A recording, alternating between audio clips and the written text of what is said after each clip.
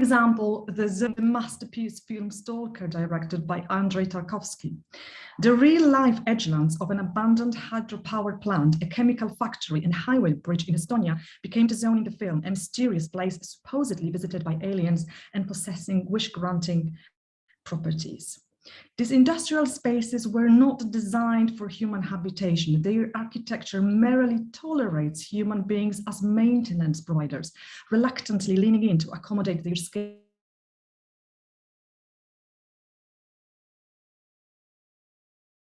and needs. Unfamiliar scale and forms are open to speculations what the architecture created by others, aliens, might be.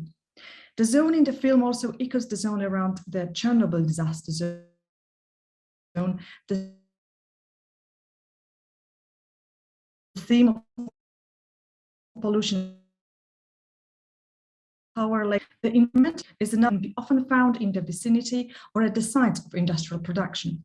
The vision of the future in the Blade Runner films, particularly the spaces in Blade Runner 2049, depicts a dystopian world shaped by the environmental collapse. A less desolate, but nonetheless cautionary vision can be found in the Japanese anime film Pompoko, telling a story of tanuki, who are Japanese raccoon dogs, desperately trying to survive as the expanding cities destroy their natural habitat. In the Japanese folklore, tanuki and the mischievous shapeshifters occupying the threshold between nature and the city, reality and the magical realm. In Sean Baker's 2017 film, The Florida Project, sunlit edgelands are seen through the eyes of a 6-year-old Moni.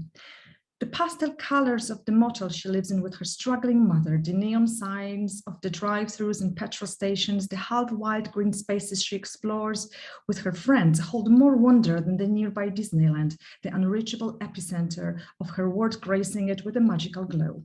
These are the spaces where children's imagination creates an alternative Disneyland full of promise and invisible for adults. This difference in perception between adults and children inspired my children's book. The book's main character, a 7-year-old boy, explores the edges of his neighborhood only with his dog for company. This points to a different time of my childhood, when the industry in my region was collapsing, leaving big chunks of the city closed off, but not inaccessible to curious and unsupervised children. The neighborhood in the story is built around a coal mine, a mixture of 1960s and modern residential high-rises overlooking wild meadows and woodlands, hiding ruins of old houses torn down to the expressway. For the boy, it's the underground that holds the biggest secrets. Even if nobody believes him, he is absolutely convinced that deep down, hiding in the mining shafts, ancient monsters lead their secretive lives, monitored by tech-savvy rabbits. The subversive potential of Edgelands is a theme appearing in the photography series Girl Pictures by Justin Kurland. In her photographs, groups of teenage girls, possibly runaways, roam freely, break what young women ought to be. In this narrative, girls are supportive of each other. They tap into something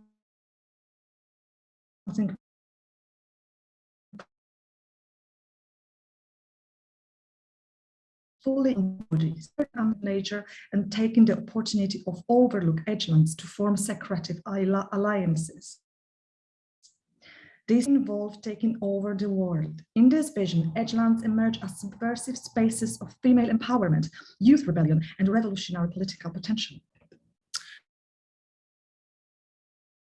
So learn to cherish them. They are the liminal, hiding in plain sight, full of creative and political potential, magical places where dragons may or may not wait for you to find them.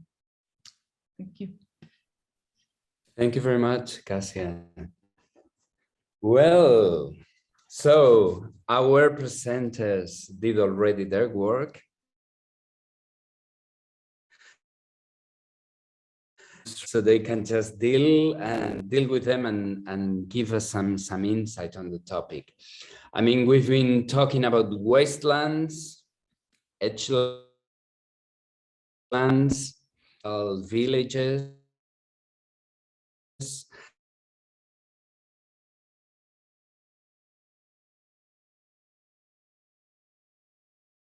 anti.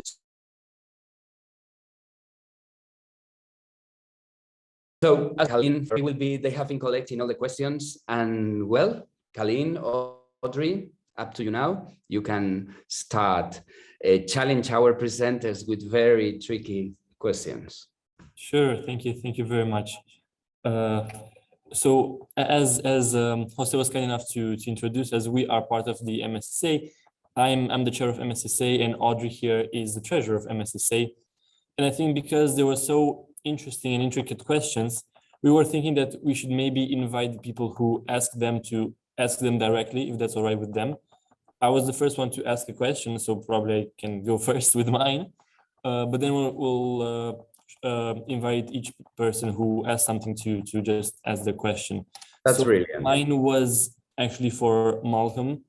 Do you believe that because everything was so new and the industries grew so fast, people got scared of the change and forgot to consider how important change is to the society's development? That's an interesting question. The answer will vary from one place to another. In England, the Industrial Revolution started probably somewhere in the middle of the 17th century, in the time of the Civil War, the English Revolution. The kind of people who were part of the Commonwealth with Cromwell were also many of them entrepreneurs and merchants who invested in things like smelting, and you find the remains of 17th century industry scattered through mainly quite remote rural areas, because they went where the water was. The water was the source of power and also moving things. So it's not as rapid as it's sometimes presented. It's actually over several centuries. But the breakneck speed, of course, which also includes urbanization, is the 19th century, gives rise to lots of literature, like pick up on the extreme poverty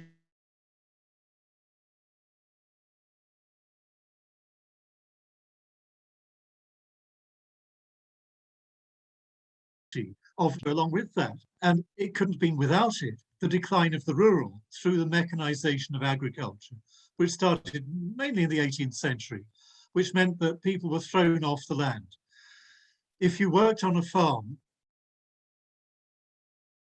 first of all, you may bring fares to get a job. You would then be given somewhere to live, which you would lose if you didn't have your job. So if you were no longer required to work, you were put out. And people walked the roads of England and Scotland and Ireland, Wales, looking for sustenance. And many of them were malnourished, and they arrived on the edges of cities. And that's the kind of settlement, often along railway lines, which were being built at that time. That's what Engels writes about in his study of the urban conditions of Manchester in 1844. So I think, and that gave rise to a lot of social bad it was, which fed into Victorian reform and liberalism. So it's quite long and it's quite complex. Comes rather more toward the end of that. Difficulties are very real and immediate for those involved. They also produce huge amounts of money, massive wealth increase for the owners of capital, which are closely connected with power structures of government. Now, I think partly what really threw the whole thing was the First World War and the industrialization of slaughter with machine guns and barbed wire against 17th century military tactics that you just march them up towards the other side, and in this case, they all fall down dead or maimed. So that took out a whole generation of young men. The young men of a village would all enlist together, and quite often they would all die together within 5 minutes in one assault. So this had an immediate, quite radical impact, because apart from anything else, it undid any confidence that ordinary people had in the social strata above them. The officers were from public school class, they messed it up, the generals were terrible. That couldn't go on. So there's a radical challenge to the social structure following 1918, and it really does change. And it goes again even more in 1945 with the Attlee government and the invention of the welfare state, in which I was born in 1950 and have lived so far all my life, would like to keep the welfare state, please. So I think the fear is partly from very extreme experience, but I think it's actually as much fed by culture as material reality. Thank you very, very much for the answer.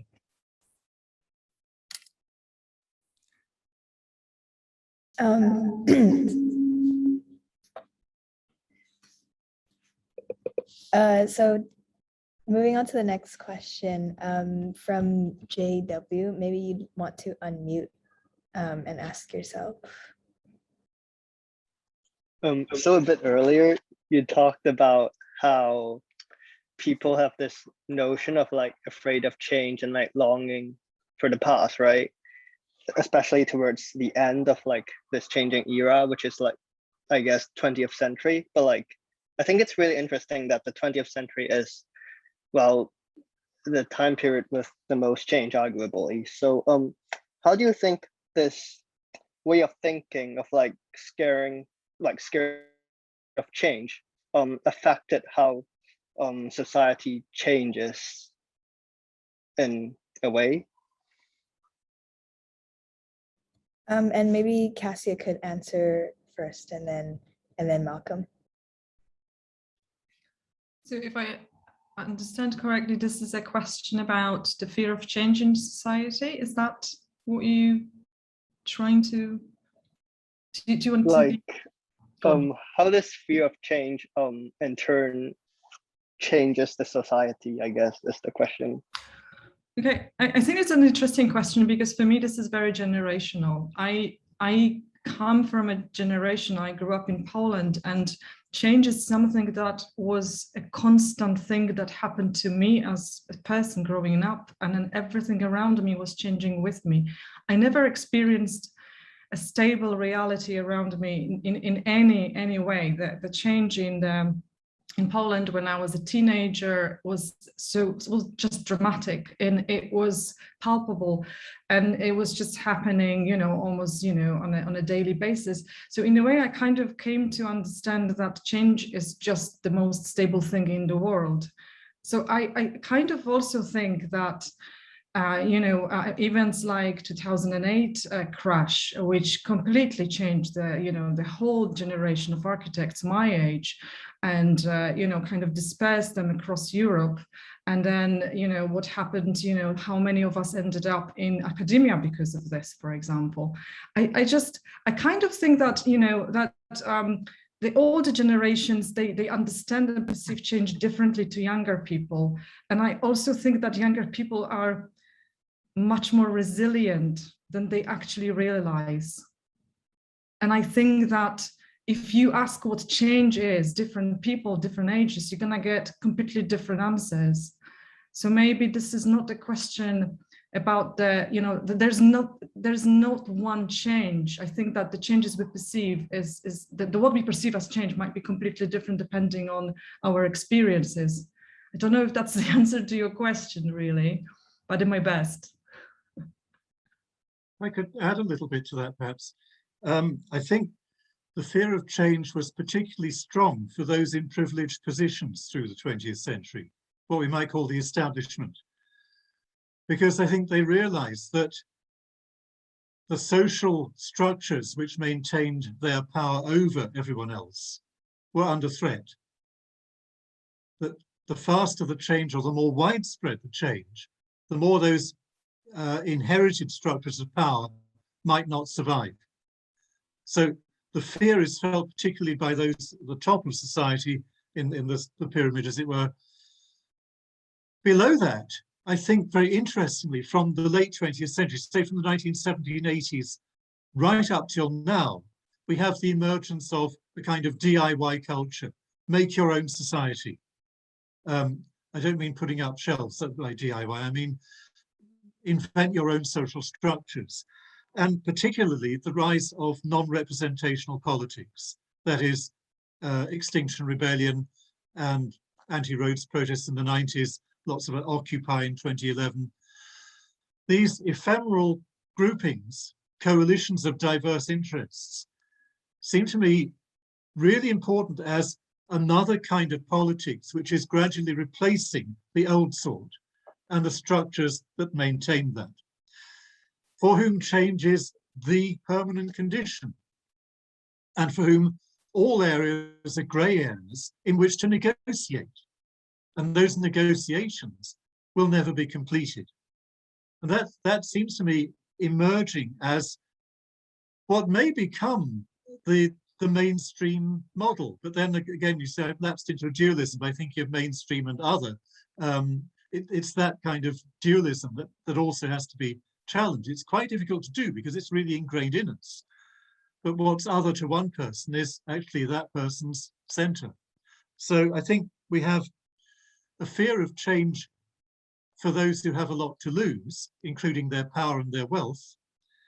And we have a realization increasingly that you don't have to worry too much about that you can invent your own social structures, that you can be together with others of like mind, and that is in itself a kind of new society. So would you say like people's attitude towards change completely reversed from like what you presented? Because like from what you said, so in the 17th century, like it's the people from the top that really wants change because it brings them money, and like the peasants are the one that longs for the past. But now you're saying like generally most people want change, but the people from the top are the ones that doesn't like wants things to stay the same.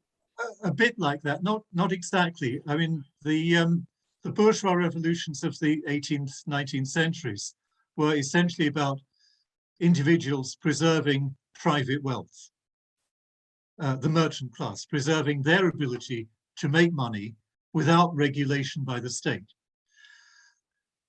In the 20th century, this shifts into a much bigger role for the state.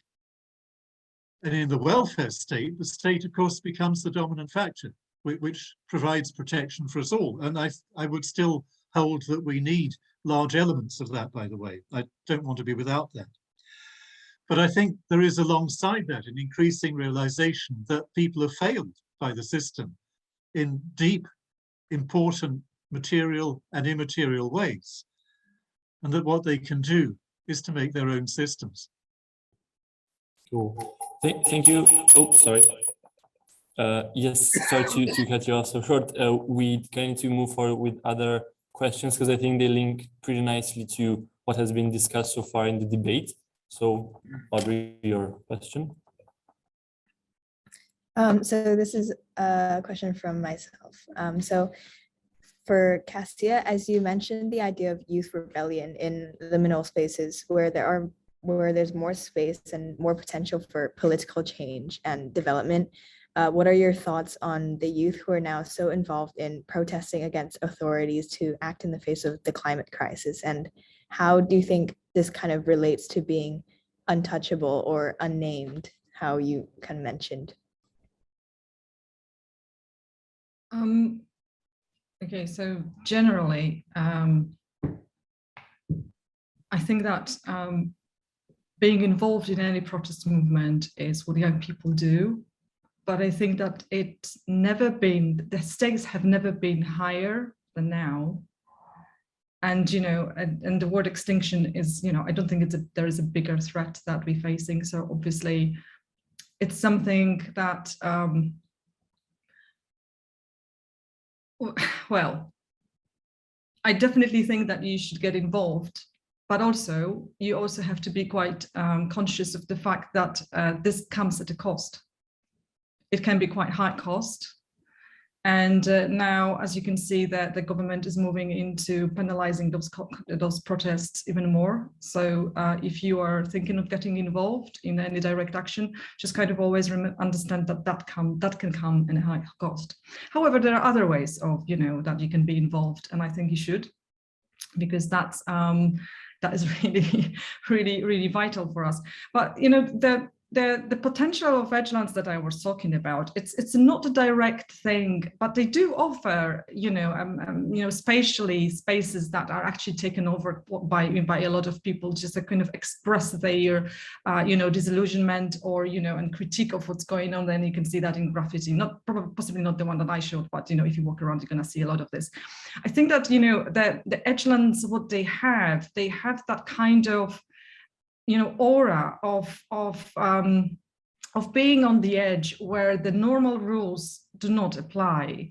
And that's why they kind of offer the starting point that some things might happen there, they might not, but they kind of offer this different way of thinking. And then in cities, this different way of thinking kind of materializes in those spaces.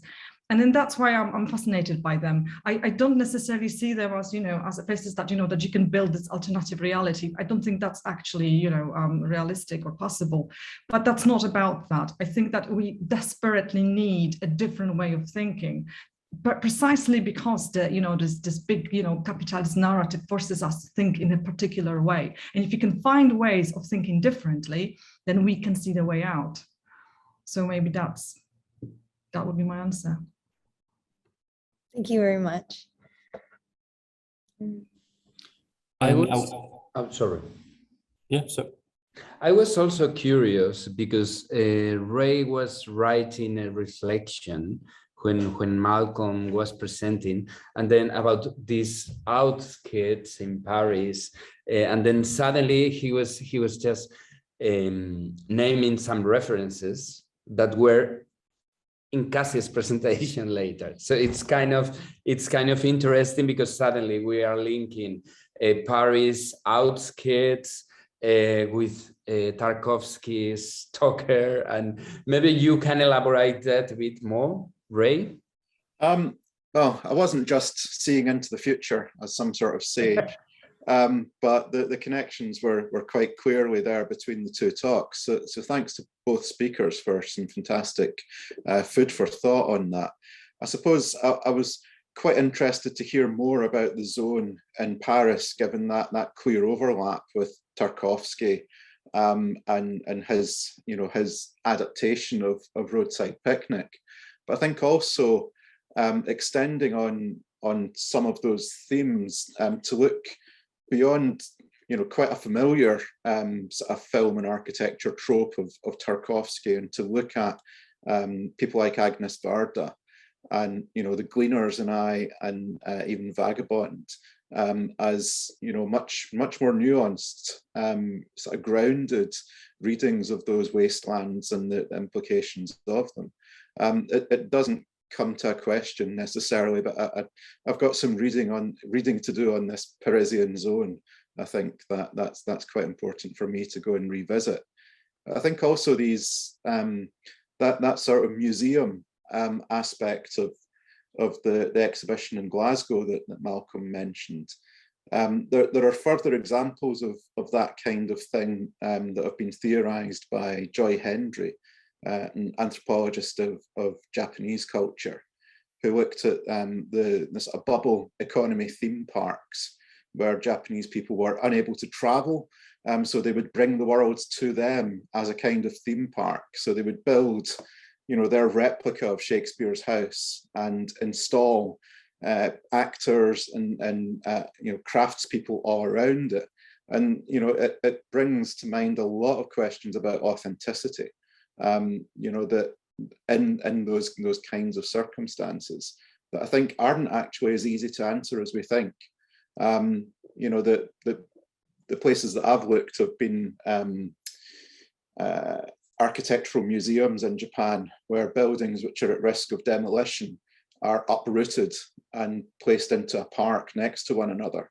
These are some of the most strange contexts to find a piece of architecture, because something's wrong, but you can't put your finger on it. The actual building is complete.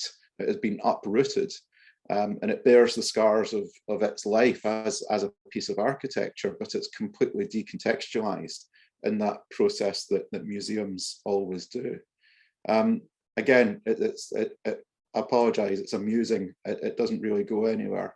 necessarily. But I think there were some really fascinating connections between the two talks, and I need to convince Kasia to come and talk to my film and architecture students at some point. So thanks for both of those talks.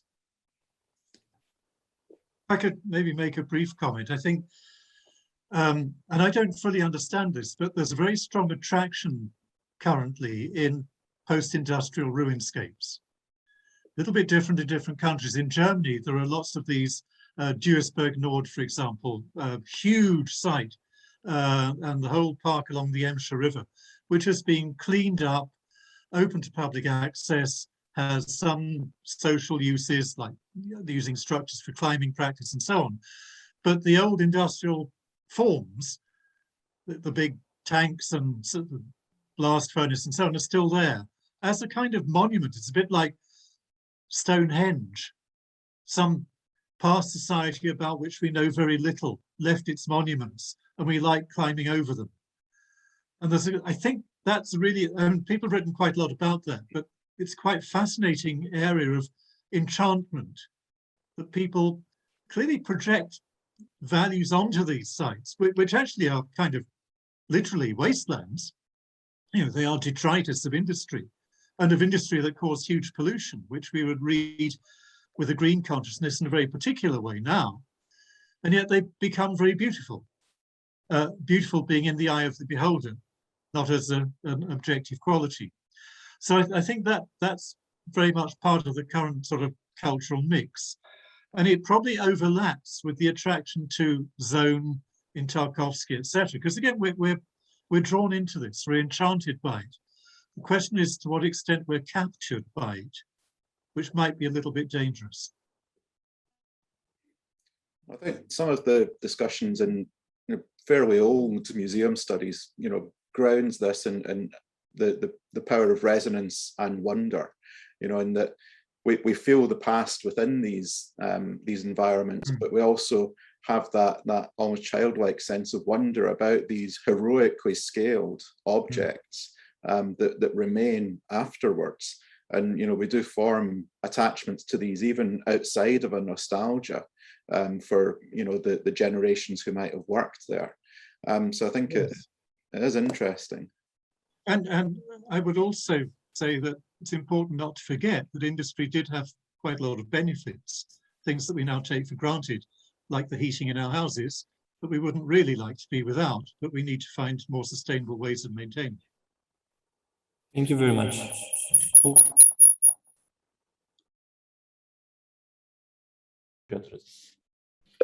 Okay. Sorry, we kind of a little bit short on time, so we'll move on to the next question. And I want to invite Peter. Piotr? Yeah, Drew. Yes, Piotr, hello. Okay, so I will read my question I posted in the chat. If you think about such areas are marginal, liminal, or borderland, does it exclude a possibility for such areas to exist within a city? You may treat this as exceptional situation. They usually result of extraordinary events, wars, catastrophes, accidents, but especially taking into account climate catastrophe, is the ordinary is the extraordinary the new normal? And I will add one point to that, take into account what especially Kasia said during her presentation and then in the answers. These areas which are kind of outside of order, capitalist, political, or some other, where this order is somehow suspended, and taking also into account the previous voice about the industrial ruins, the generational issue where the melancholy is something which would not be recognized by youth using these areas.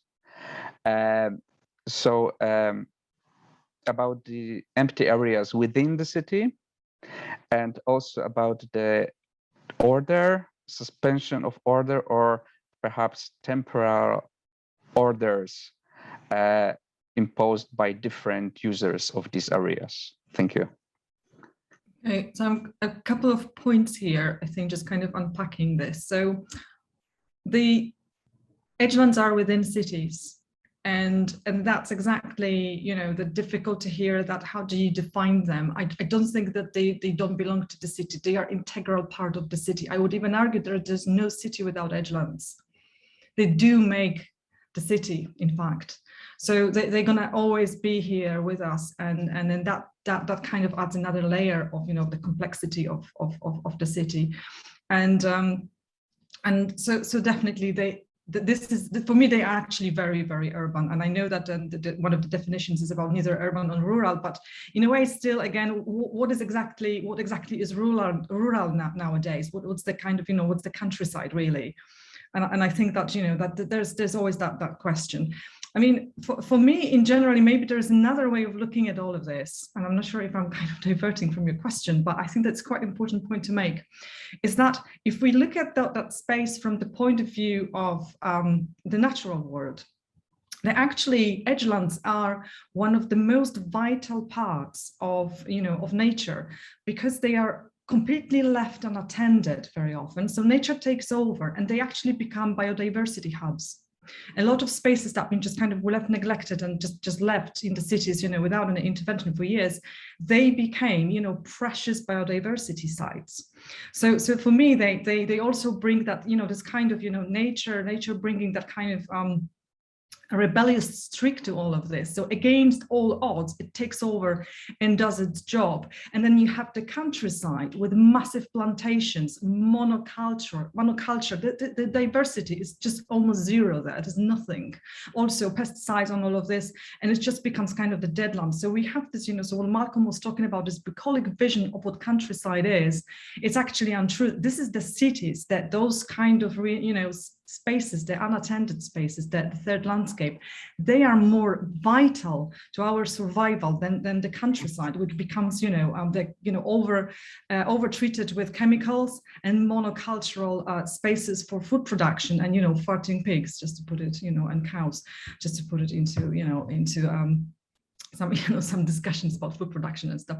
But for me again, I kind of have a problem now with talking about what is the city, what is not the city. In a way, it just kind of feels weird, because, you know, we do have those kind of legal definitions of, you know, where the city is, the borders and such. But in a way, it's a strange discussion. And then I think Rem Koolhaas, you know, had his exhibition, was it last year or 2 years ago, about the countryside, and it's not what we think it is anymore. So again, maybe now we don't talk anymore about wild spaces and natural space, because there's no wild nature anymore left anywhere on Earth. Just nowhere. People left their mark everywhere, including, you know, the top of the Himalayas. You can find the, you know, the microplastics. And at the same time, maybe there's, you know, this discussion about what is rural, what is urban. Maybe this is completely irrelevant anymore. I don't know. It's another question. I would agree entirely. If you take what are sometimes called wilderness sites like Yellowstone Park in North America, these are very carefully manufactured entertainment leisure zones, which have no naturalness about them at all, because they are maintained in a very particular state, simply because it's not the state of the rest. The countryside, I think, probably in this country is largely an urban construct, and it's the view through the car windscreen as people drive around areas of intensive agricultural food production, most of which is unsustainable, as you've already hinted, and which will need radical rethinking. And one of the most biologically diverse sites in the south of England is Porton Down, which is 200 or 300 acres around the site of the government's biological weapons research establishment, which in the 1950s did some trials of anthrax, which is a very potent toxin which lasts for decades, and some of that got into the soil. So that whole site is off limits and nothing is allowed in there. Obviously the birds and the mice go in. They don't actually catch anthrax. And there are orchids there which have not survived anywhere else. There are butterflies, etc. It's extraordinary that in this place that you'd think would be absolutely horrendous, nature thrives, because there it really is cut out separately and not exactly protected, but completely marginalized. So I think within cities, yes, I mean, there are edges everywhere. And some of these are overlooked spaces, grey areas where you can do things that the authorities might not notice. Thank you. Thank you. Oh, sorry, once again. Thank you very much for your insights. I think we have time for one more question from the students. And because we're mindful of the time, I think we will need to have kind of short 2-minute answers for this. Hopefully that will work with you. So Catalina, could you please ask your question? Hi, thank you, Colin. So my question was for Kasia. I mean, it's mostly related to the topic she talked about, but it can be for both of the speakers. And the question is, should architects intervene in edgelands while also giving citizens agency and power to shape the space? And by doing so, creating a more pleasant space while keeping their sense of freedom? Or should edgelands be left to be appropriated solely by citizens? And also, would the intervention of architects destroy their character as a transition space with no rules? Thanks, Catalina. That's a really good question. I'm going to answer, and it's going to be maybe controversial because I'm teaching architecture in an architecture school, and you're architecture students. I just sometimes think that maybe we should stop being architects and trying to intervene everywhere. And there's this impulse that we have as architects to facilitate something, to make it happen, to make a change, to do something. Sometimes I think that it would be actually better just to step back and observe and look and see what's actually happening, and does it really need our intervention? I think it's a great impulse, coming from an architecture student, so keep it up. But at the same time, I do think that if in your design process, if you can start with that kind of moment and ask the question, do I really need to do anything? Is there anything that I should be actually doing? Maybe this is not a bad start. So yeah, that would be my answer. I agree. If I could add to that, I think there's always a tendency, because of the way the market is structured, that architectural practices are a bit like ambulance chasers looking to help people do insurance claims.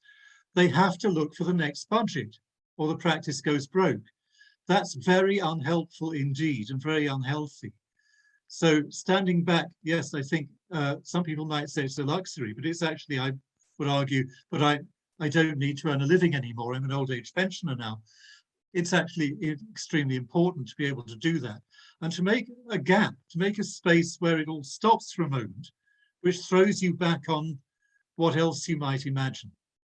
You need to break the surface for something else to evolve, to come through it. But architects, of course, are also citizens themselves. They pay tax, they go shopping, they vote.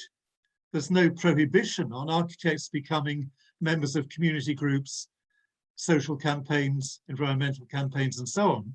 Although it helps if they can set aside some of the power, which is sometimes attached to that largely male visual profession of architecture as it used to be, or maybe it hasn't quite ceased to be. Then finally, I would say one of the arguments that's often thrown up against alternative projects is scale. So something like I mentioned Kitty's Laundrette in Anfield in Liverpool. It's tiny. It's one little terrace building, and it's a group of half a dozen people, mainly from the arts community, who set up a laundrette for local people. And it's very integral to some very localized social structures. It will not change the world. And it was never intended to change the world, because actually, by the way, the world changes all the time anyway. The argument that's sometimes thrown up against these projects is, how do you do that for the city as a whole? And the answer is you can't. That's the wrong question. We don't start there. What we have instead, which is the absolute opposite of the master plan idea, is numerous, diverse, different, succeeding and failing and conflicting small-scale schemes in which citizens use agency. And it will sometimes go wrong because this is a very new way of doing things. It's like consensus decision-making, which is used extensively in eco-villages. It takes a very long time. And often there are all sorts of tangents and arguments and so on. But we're learning. The other system's been going for thousands of years. And look what it's produced, the climate crisis, amongst other things. So maybe we have to just have imagination and faith that sometimes these very small, localized, very specific projects actually are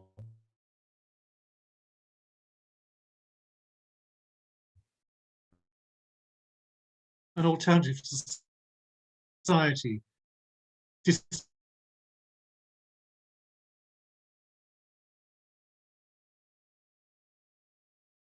distributed by we're into a provocation here. I mean, I'm on mute? No.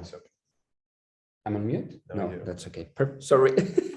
So that was great because, you know, it's really important for us to redefine our profession, and we really want to contribute to this new paradigm or new paradigms that are coming from, well, from all this discipline, and we need to approach that view too.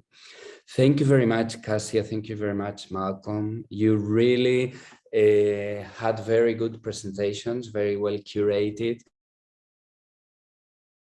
And we to ruminate during the week and for these months. So this is, and now we are presenting, just for you to be on the loop. Last week we started our inspiration series. Now we have started. Next week we will start with the atelier nights. Okay, so you know these three programs will be intertwined during the whole year. We will have some salons in March and so on. You will be informed in due time. So next week we will have Flux Night. We're starting with Flux. And well, you are all invited. You too, Malcolm. You are always invited to join us. And awards, you know, send us to this. So Malcolm, give you the opportunity just to wrap it up. Kasia first.